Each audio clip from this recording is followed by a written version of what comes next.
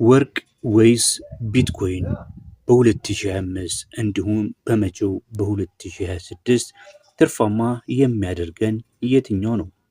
በ2025 ዓ.ም በወርቅና በቢትኮይን መካከል የትኛው የተሻለ ትርፍ ሲያስገኝ ነበር?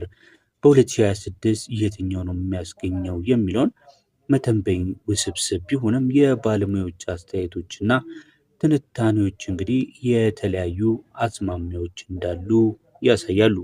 ሁለቱም የየራሳቸው ጠንካራና ደካማ ጎን አላቸው። በዚህ ቪዲዮ ላይ ያንን የምንመለከት ይሆናል።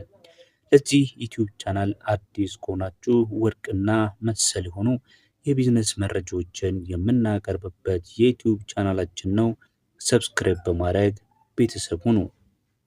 ስለ ወርቅ ስናነሳ እንግዲህ ወርቅ ለዘመናት የዋጋ ማከማቻ ወይም ስቶር ኦፍ ቫልዩ እና በኢኮኖሚ አለመረጋጋት መካከል እንደ መከላከያ አድርገን ስንጠቀመው የነበረ ኮሞዲቲ ነው።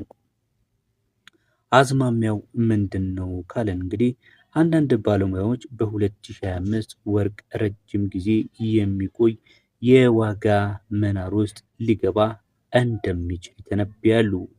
የዋጋ ትንበያዎች አንዳንዶቹ በ2025 ወርቅ በአንድ አውንስ ዋጋ 4382 የነበረውን ከፍተኛ ደረጃ ሊያልፍና በ2026 ደግሞ 4500 እስከ 4700 ሊደርስ እንደሚችል ይገምታሉ።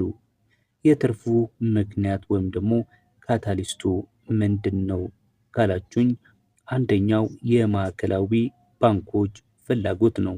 የማዕከላዊ ባንኮች የወርቅ ክምችታቸውን ማጠናከር ይፈልጋሉ። ዋጋውን ከፍ ሊያደርገው ደግሞ ይችላል። ሌላው ደግሞ ሄጅ ወይም የአደጋ መከላከያነት ነው። በኢኮኖሚ ውድቀት፣ የዋጋ ግሽበት ወይም ደግሞ ኢንፍሌሽን እና የአሜሪካ የፖሊሲ አለመረጋጋት ስጋቶች ምክንያት ባለሀብቶች ወርቅን እንደ ጥሩ መከላከያ ይጠቀሙታል። ሌላው ደግሞ የድሮና አዲስ የገንዘብ ስርዓት ሽግግር ነው። ወርቅ በአሮጌውና በአዲሱ የገንዘብ ስርዓት መካከል በሚደረገው ሽግግር ውስጥ በመሆኑ ዋጋው ማደጉን ሊቀጥል የሚችል አስተያየት አለ ማለት ነው። ቢትኮይን ስንመለከት እንግዲህ ይሄ እጅግ በጣም ተለዋዋጭና በቅርብ ጊዜ የተፈጠረ የንብረት አይነት ሲሆን በብዙ ባለሀብቶች ዘንድ እንደ ዲጂታል ወርቅ ይቆጠራል።